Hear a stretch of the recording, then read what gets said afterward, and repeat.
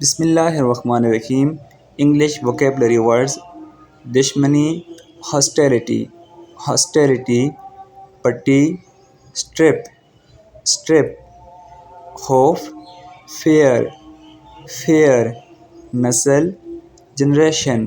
Generation, کئی، several, جدوجہد، struggle, حاصل کرنا، گیننگ، جمع کرنا یا اکٹھا کرنا، گیدر، سخت، ہارش، بیکار،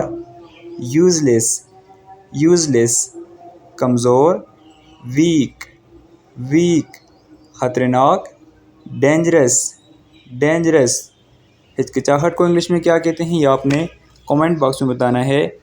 I hope you have understood these words. If you still have any question, then you can ask me in the comment box. Thank you.